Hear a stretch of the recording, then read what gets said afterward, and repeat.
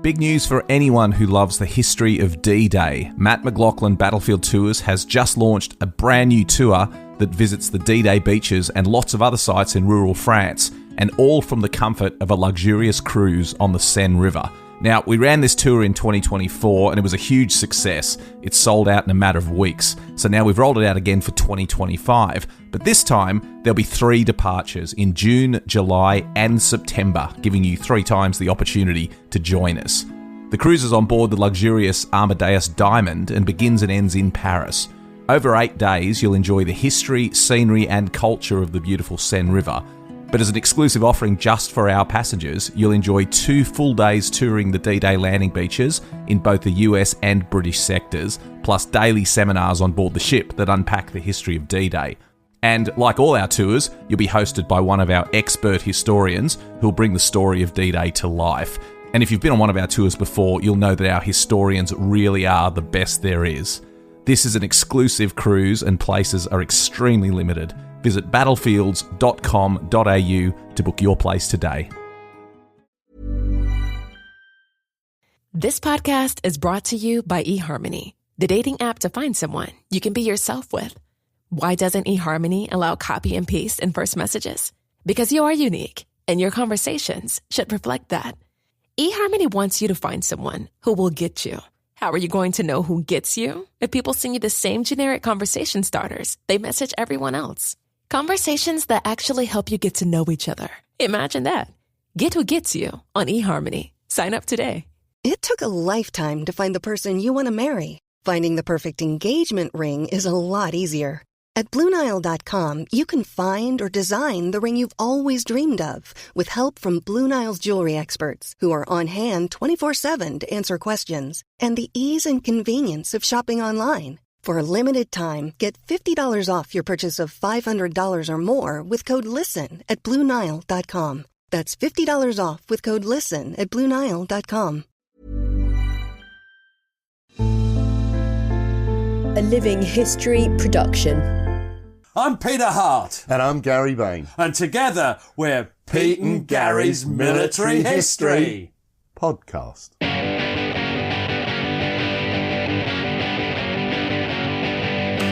Hello and welcome to the podcast. I'm Peter Hart and I'm accompanied by my good friend, colleague and chum. Warren. No.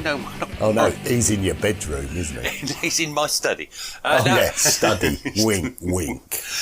Gary Bain, the irrepressible, the immovable. What are we doing today, Gary? Well, today we're continuing, and I suppose this is because your book's doing rather badly at the moment. We're continuing the story of the 16th DLI. And it's a rather controversial one today, Pete, because it's about something that's entitled the Salerno Mutiny. Oh. So spoiler there straight away. Yeah, it's a mutiny. Is it? Well, I think it's more to do with being a lefty and you're a liberal. You know, it's, I think origins lie in the insensitivity and duplicity of elements in British High Command. That's easy for you to say. Yeah, so what was it? Well, while at rest, the 16th DLI become embroiled indirectly, and as we've sort of alluded to, into what is sometimes portrayed as a rather shameful episode in British military history. Yeah, some 1,500 previously wounded soldiers of the 50th and 51st Divs had been put on transports from their camp in Tripoli, and they thought they were going to join their parent units, lovely mummy and daddy units in Sicily, and they thought they were going back to Britain to prepare for the invasion of Normandy, D-Day. And that's what we'll be talking about, this mutiny. And we also have to introduce someone, don't we? And that's Ronald Elliott. Now, I interviewed Ronald Elliott, and I interviewed him in 1988. You weren't born there, Gary, I don't think. And he was just 65 years old. Now, how old am I now, Gary? Well, you're 68, I think, Pete. Yeah. So, although I believe your heart is much older. Yeah, I just had my checkup. 75-year-old heart, 20% chance of dying in the next 10 years. So you interviewed him, what sort of length of time did you spend About with him? 7 hours, 14 reels we used to call it, although that was when it was worry reels and it was already digital by then. He made a big impression on me. He was a lovely, kind, gentle chap. not a natural soldier, but what is a natural soldier, Gary? You've served in the military. There's not one type. It's every sort. You get Eustace articles. And there's nothing natural about me. There isn't. You get drunks. You get stern chaps who know really good at everything, and they get people like you. Yeah. His interview was a delight, and he thought about what had happened to him, so he could talk intelligently and think about what was going on. And I used to see him, I used to do talks at the Durham Light Infantry Museum when it was there. It's gone now. And I used to see him for years afterwards. I believe he is now, sadly, no longer. If he isn't, right? That would be a bit of a drop to clang out, right? Now, he's at the heart of this mutiny, isn't he? What, this lovely, quiet, gentle... Yeah. And what this is a bit of a departure for us, because it's largely just going to be his story, isn't it, that we follow. So we're going to take it in turns to quote him. I don't think you can understand the mutiny as we see it unless you just pick on one bloke and see how they were caught up in it. It's not a mutiny, nasty, let's kill all the officers and burn the ship. But it's not that sort of mutiny, is it? So a little bit about him. Ronald Elliott, he was the son of a coal miner, born on the 19th of February 1923 in South Shields.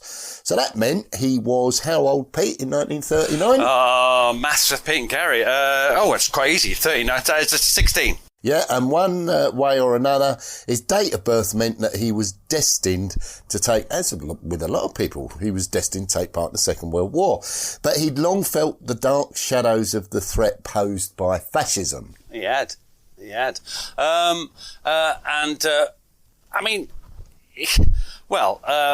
Yeah, you're going to do the first quote, aren't you? So we're taking it in turns. We're going to take it in turns, and this is Ronald Elliott. I think there was a greater awareness among some people than others. My father was very political, a socialist, so I had all this background of being brought up as a socialist. We saw the Spanish Civil War as a preliminary battle against fascism and communism, a conflict in embryo between fascism and the forces of democracy. My feeling would be that most of the ordinary general public weren't aware of the totality of fascism that came out during and after the war. What people were reacting to was just the territorial aggression of Hitler and Mussolini, that Hitler was wrapping up one country after another in Europe, and that if he wasn't stopped, it would be our turn next. Yeah. So, Ronald, how do you think Elliott felt about the war? Well, he wasn't keen, but when it came to the crunch, he was ready to do his bit. And when war was declared on September 1939, he was there. He thought that the Munich crisis and what he considered to be Chamberlain's abject surrender had been a national disgrace, and he's got to stand up and be counted, hasn't he? And this is what he said about the 3rd of September. It was a Sunday, a beautiful sunny day, and the announcement was made on the radio. People thought something was going to happen immediately. There were aircraft noises in the sky, so people went out and looked round. There was this feeling of anticlimax. Everyone was anticipating the need to go to war, although no one wanted to fight especially. They thought it was about the time that we had to do something about it as a necessity. I think there was this feeling that we were dealing with something quite foreign, hostile and anti-democratic, and therefore it had to be stopped. If we didn't do something, then the Germans would be coming over to attack us. We were really, in the end, just defending our homeland, and I think that was a genuine feeling. And that's not the first time I've heard that assumption that the minute war was declared, something would happen straight away. That's really quite interesting. Well, there was a big air alarm in over Northern England. They thought there was a raid, yeah. Now, he surely spoke for his generation. At the time, he was working as a clerk at the Borough Treasurer's Department at South Shields Town Hall. First, he joined the Home Guard, and then he tried to join the RAF, only to be thwarted by his myopic eyesight. That'd do for us too. That'd do for us too, wouldn't it? Now, this in September 1942, he was called up and the army began to make him a soldier. Yeah, and this is from his basic training. You're going to give a quote from Private Ronald Elliott. We had a lance corporal in charge of us who gave us hell. We thought he was God. Well, we had to treat him as God. What he said went, and we did whatever he said. It was part of a natural process in the army. The basic training experience is to totally change your civilian attitudes and way of doing things. They had to break any independent spirit that you had. You were trained to obey, absolutely, any orders that you were given, without question. That was their main preoccupation. You were being moulded into a fighting machine to kill people. Would you recognise that? Yeah, I mean, that carried right through to the late 70s and 80s when I was in. I'm not sure basic training will ever change that much.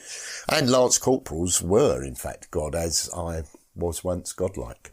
Well, several times godlike. Your military career is a lesson to us all. Yes. Except me, strangely enough. Now, he really found bayonet training brutal in the extreme, but he thought it was necessary. And again, he's a thoughtful type. This is what he said, Private Ronald Elliott.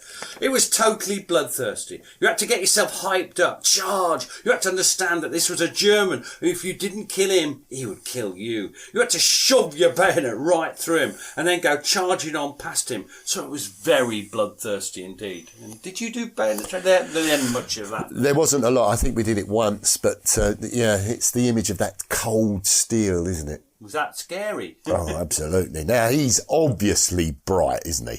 But he failed the assessment for a possible commission, as he was not considered practical enough to be an officer. Now, he trained as a signaller with the Leicestershire Regiment at Warwick from October 1942 till February 1943. And during this period, he attended a course at Officers Cadet Training Unit at Hereford. And unfortunately, it didn't go well. And this is Private Ronald Elliott. Did you ever go to Officers Cadet Training? No. Why not, Gary? There's a number of reasons. This is Private Ronald Elliott of the Leicestershire Regiment. I was still a callow youth, fairly inexperienced. I was showing I was working class. I dare say that my etiquette and table manners weren't perhaps up to scratch, and this was something that was being observed at the time. I did quite well in the actual intelligence tests, as far as I could judge, but I did come a cropper with the practical side. Perhaps they were right in that. I left a pregnant pause there, Peter. You missed your opportunity. It's too obvious, Gary, too obvious. I would never call you a callow youth. Now, he has appeared as a signaller with a holding battalion. He trained as signaller with the Royal Warwickshires at Horncastle. He made an acting Lance Corporal. Way! And as acting Lance Corporal, he had to act as orderly room corporal. Would this be acting unpaid? Yeah, I would imagine so. Then he sails off with a draft aboard the Britannic. Is that one of the Titanics? Isn't it a sister ship? Yeah. Where's he off to? He's off to Algiers, which is... in Algeria? Yeah, and this is in June 1943. And this is what he says. We embarked in Liverpool on Her Majesty's troopship Britannia, which is one of the very big troopships. Bloody was. It was one of the... He didn't say that, I did. It was one of the old cruise liners. In better days, it was an immense ship. Reading, what language So is in this? better days, it was an immense ship, was it? Yeah. I think we were on F deck. Thousands and thousands of people on board. We went down, I think, about 4 or 5 flights of steps to get down to our level. We were quite certain that if there was any torpedoing being done, the quickest way out would have been through the torpedo hole, rather than to try and go upstairs, because you were so far below the water line that we'd have drowned in next to no time. You had to put your hammock up as best you could. Most people weren't used to hammocks, so there was all sorts of little problems and accidents. People falling out of the hammocks or being tipped out. There was another little bit of fun and games that people had from time to time. That was people tipping you out of the hammock. Great stuff. Once you grew used to them, they were very comfortable. They have a beautiful movement when the ship moved. I think they'd gone out when you... I don't think you went by ship. Didn't go by ship to Germany, did you? No, we flew to Germany, but... I have slept in a hammock. He's right. They do have a beautiful movement, except if you try and move, in which case you fall out. Now, from Algiers, the draft went on a US freight ship to Philippeville and a transit camp. And Private Ronald Elliott goes on to say, once we got into North Africa, we had to scrub all our equipment white. After having blancoed it for months and months prior in England, we had to scrub it white, which was murder. Nobody was dead chuffed with that. That's the army, isn't it? Then they have a very long lorry journey. Do you think they complained They would have observed all the way. Transit camp at Sousse. That's where Sousse is. Good test for you, this. Tripolitania. By this time, he's pondering his fate, isn't he?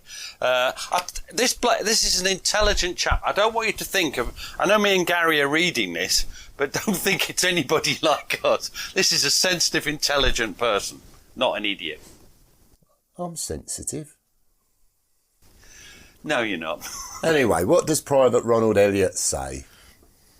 It's me, isn't it? Yes. I'm having a lot of trouble reading today. I didn't think I was cut out for it. I didn't see I was a natural man of action. One didn't know until later how you would react to actual war situations, whether you'd be able to stand up to the pressure of war.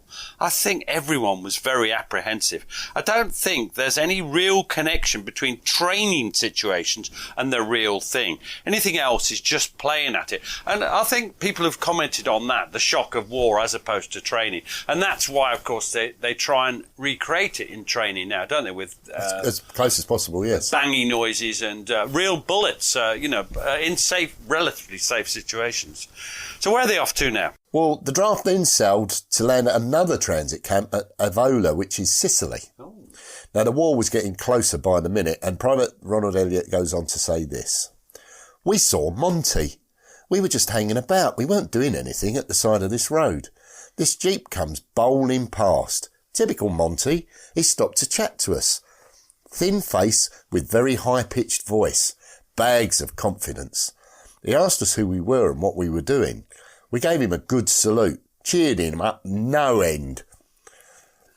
We asked him, how you going, sir? He said, oh, well, it was true that they were rather held on the British front. Things weren't going quite so fast there, but that the Americans were doing this marvellous pincer movement on the western side, and that Sicily would be taken within 2 or 3 weeks. Then you can all go back to England.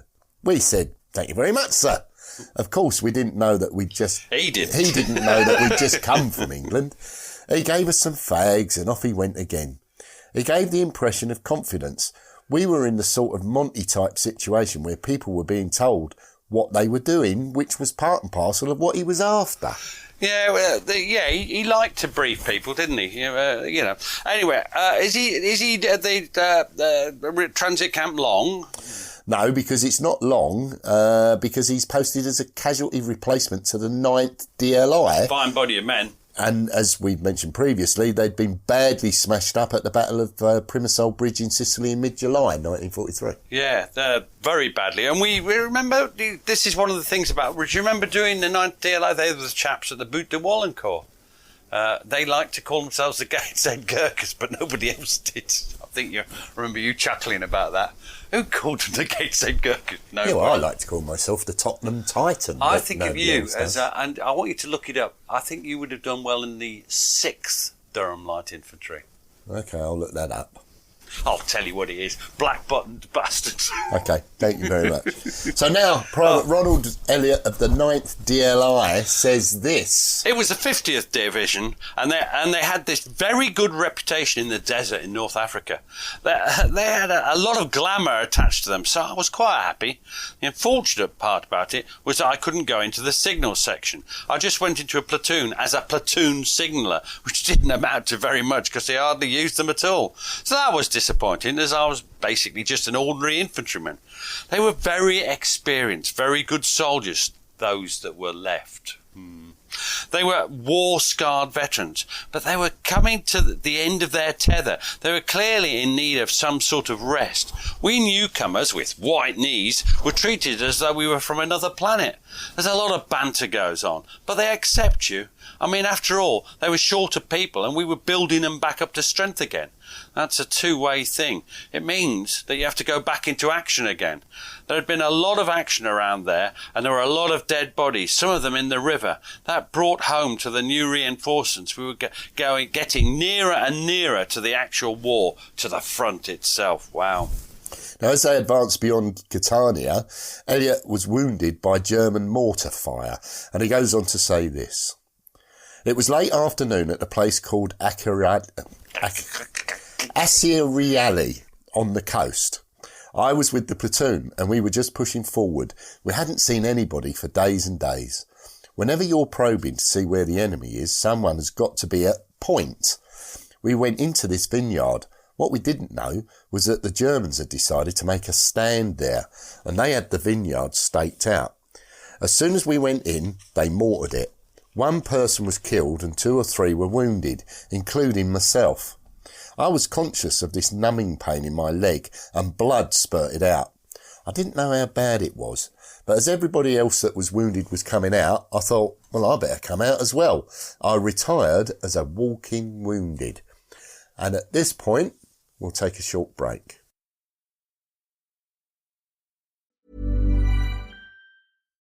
This podcast is brought to you by eHarmony, the dating app to find someone you can be yourself with.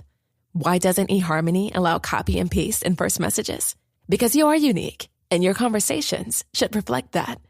eHarmony wants you to find someone who will get you. How are you going to know who gets you? If people send you the same generic conversation starters they message everyone else. Conversations that actually help you get to know each other. Imagine that. Get who gets you on eHarmony. Sign up today.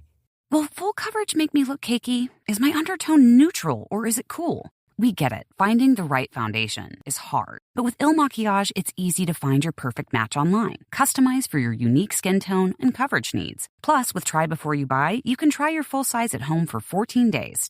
With over 600,000 five-star reviews, this best-selling foundation is going viral for a reason. Take the Power Match quiz now at ilmaquillage.com/quiz. ILMAKIAGE.com/quiz. It took a lifetime to find the person you want to marry. Finding the perfect engagement ring is a lot easier.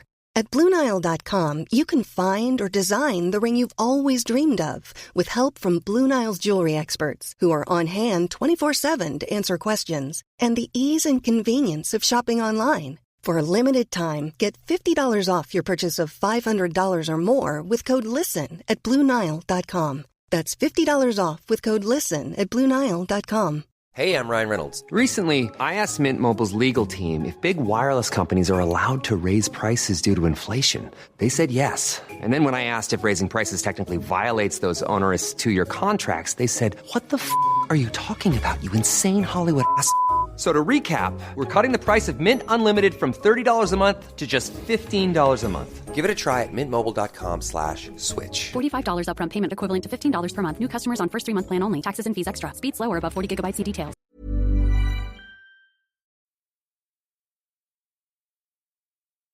Now, his wound was relatively trivial, but he was evacuated to the 3rd New Zealand General Hospital near Tripoli. After treatment, he was sent to a transit camp on the beach at Tripoli, and this is Private Ronald Elliott. On September 15th, we were all dragged out, early morning. We all had our full kit with us. We were paraded at night, I think about 2,000 men. We were taken down to the harbour and embarked on 3 cruisers, utilising transporting this detachment from North Africa to Salerno. We were on the Charybdis. There are also the Scylla and the Aurora. I see why you gave me that one. The cruisers were all jam-packed. There weren't any proper facilities for troops, so we just slept where we could. So he's got better. He's just been in a transit camp, but it's a minor wound. But now that... So, hang on, they were supposed to be going home. What's going on? Anyway. Well, once they were already aboard the ship, they were told that they were to be landed at Salerno and would be dispersed to units of the 46th Division, including the 16th DLI. They were to replace the casualties suffered in the recent fighting when the beachhead had appeared in real danger, as indeed was illustrated by the German night attacks on Hospital Hill, which we talked about. We did recently in one of the podcasts, didn't we? That was really exciting. Well, not exciting if you're in it, bloody awful if you're in it. So what does... So, hang on. They thought they were going back to their 50th or 51st Division, but they're going to the 46th Division. Well, what does Ronald Elliott say, Gary? The Salerno bridgehead was at a critical point, and someone panicked. They just grabbed for some convenient reinforcements. It could have been a debacle, a tremendous defeat if we had to pull out of Salerno. However, we were not aware where we were bound for. It was all against the backdrop of the fact that Monty had promised these divisions of the Desert Eighth Army that they would be returning to England, and the people that were on that draft were, by and large, all ex-members of either the Scottish 51st Division or Durham's from the 50th Division. We were unaware of where we were going until the captain, who had sealed orders, read them out and told us we were going to Salerno. That was the beginning of a fair bit of feeling. There wasn't much else to do. People were talking about the situation. A lot of discussions going on and barrack room lawyers. The Scottish lads were very unhappy about going into Salerno. All they knew was that they had been promised by Monty that they would go home, and had it not been for being wounded in Sicily, that they would be with their battalion to go home. The people in the Salerno bridgehead were not jock battalions, and therefore they didn't see themselves as being involved. This was just talk. At that point in time, the Durhams were just listening to them and talking amongst ourselves, saying it was a dirty trick. Instead of going home, they were going into a whole new ball game, a new area of war, with no finite end to it. I don't think I was terribly keen to be going back into action. I suppose that was my main preoccupation, really. Part of it was they still had some sort of respect and affection for Monty, but it wasn't with Monty, it was with an American general. There were any number of different strands of reasons people used either deliberately or unconsciously to argue why they shouldn't be going into Salerno. Now, what makes this worse is by the time they get to Salerno, that danger of those German counterattacks had rather, well, they'd been held, hadn't they? And the Germans had started to pull back. Do you think that helped? Well, it's not going to help the overall mood, is it? Now, on landing, the draft was left to mill about in a field transit area, and this is what Private Ronald Elliott sees. Never leave soldiers with nothing to do. No, don't. Well, here we go. We were in this field with nothing else to do. Here you go. But just talk amongst ourselves about the situation. The jocks said that they weren't going to go and fight. They would definitely refuse to go. They had this sort of tribal feeling about it in terms of their argument, that they were Scottish soldiers, so they should be in a Scottish division. It was a nationalistic thing, from their point of view, as much as anything else. For the Durhams, it was more like trade union solidarity than anything else. Oh, we'll all stick together, lads, and they can't do anything to us.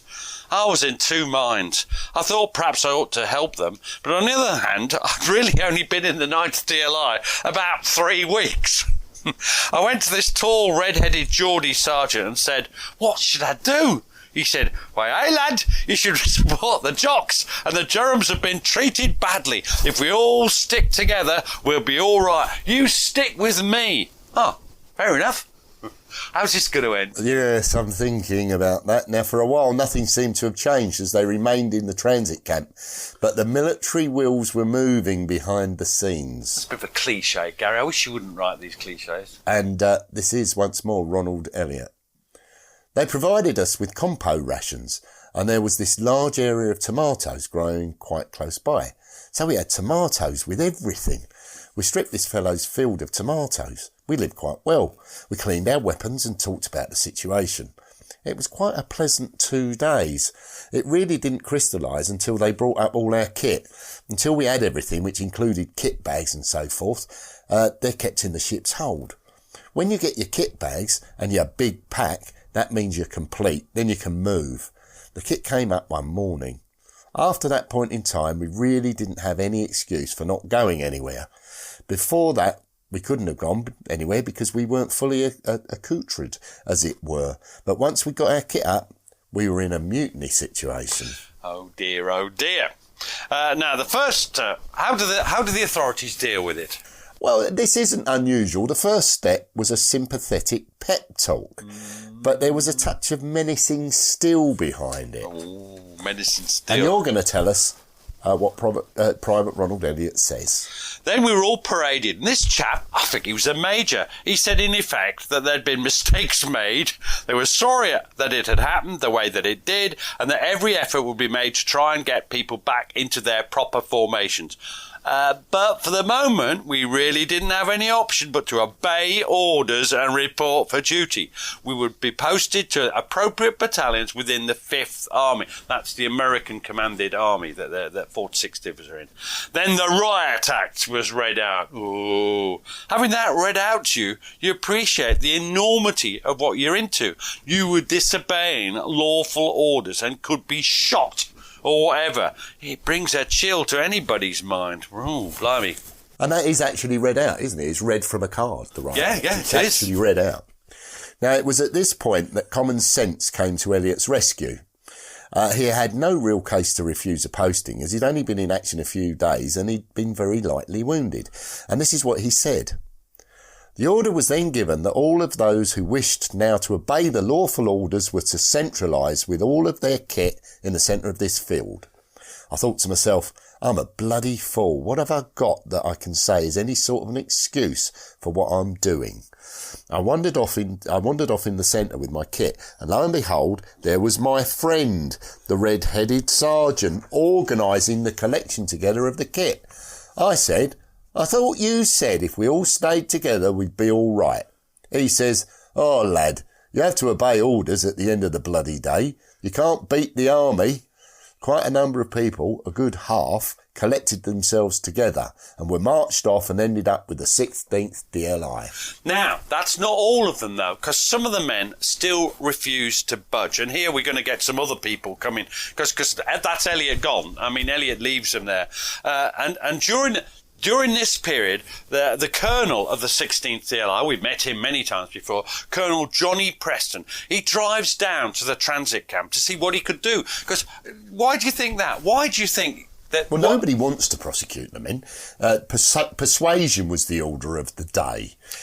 Now, while watching them, his driver was James Corr, headquarters company of the 16th DLI, and he was a witness to what Preston said. And he said this: Johnny Preston was making a speech to them about how we needed them, how the 16th Durhams were desperate for them. They were Durhams. They were in a battalion of Durhams. He didn't know what they were worried about because they would just have been going to train for another landing, and we'd made a landing for them.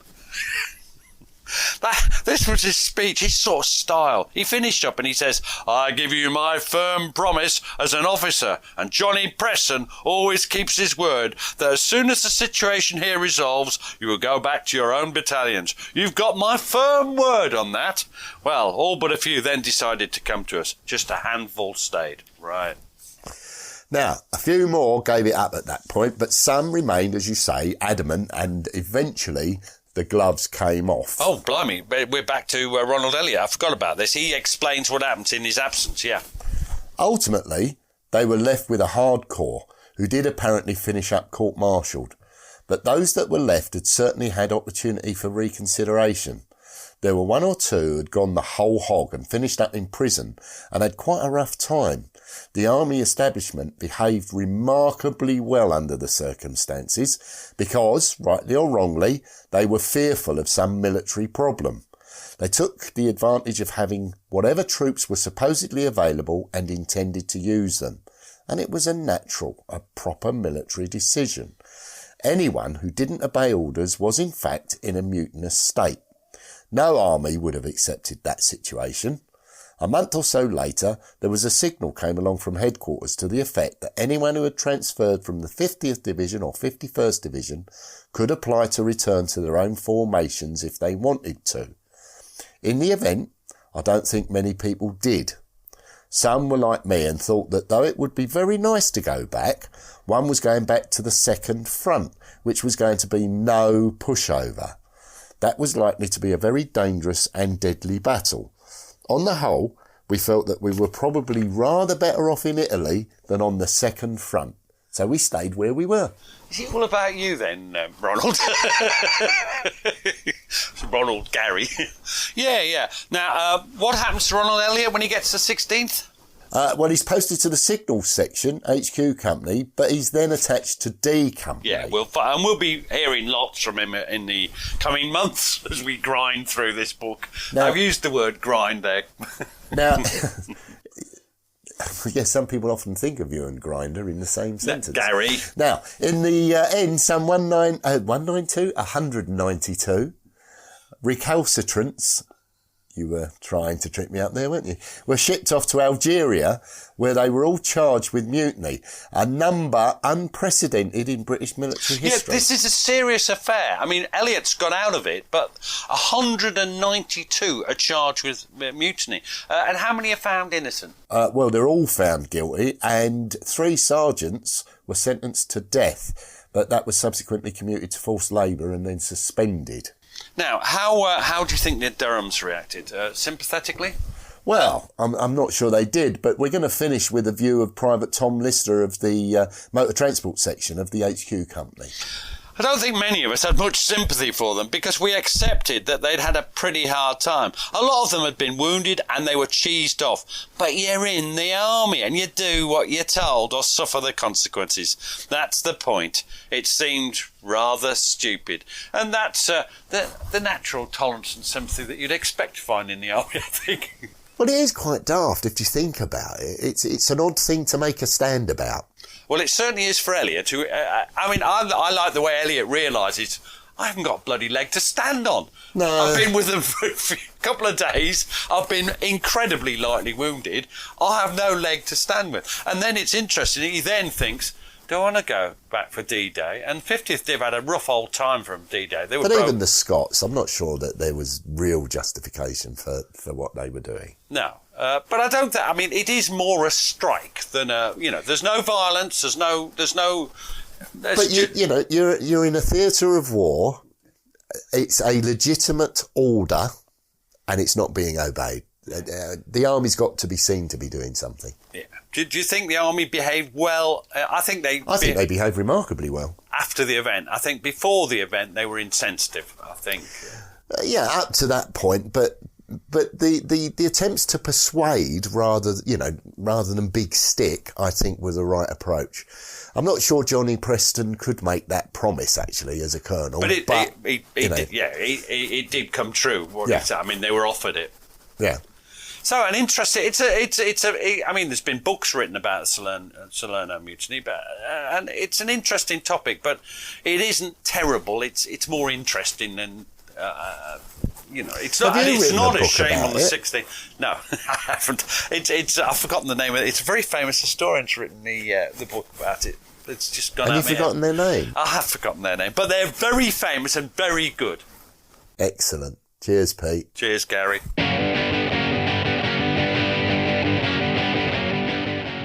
Thanks for listening to the show. Blah, blah, blah. If you'd like to support us, you can now buy us a coffee. Visit www.buymeacoffee.com/PGMH. Or visit www.blah. And we'd be jolly grateful. Cheers. There's one thing that will forever change the way you sleep, and it's the softest 100% organic cotton sheets from Boll & Branch. You'll fall asleep faster wrapped in the most luxurious comfort. You'll never sleep hot again with sheets that feel breathable to sleep in. You'll experience the purest softness on night one and feel your sheets get even softer with every wash. Discover the difference with 15% off your first set of sheets at bollandbranch.com with code BUTTERY. Exclusions apply. See site for details. Thanks for listening. Follow us on Twitter and Facebook to learn more about each episode. And if you'd like to support the podcast, you have a couple of options. You can buy us a coffee at buymeacoffee.com/PGMH, or consider subscribing to the podcast for only £2 per month and get ad-free listening and bonus content. You can find links for both on our Facebook and Twitter accounts. Sounds great, doesn't it?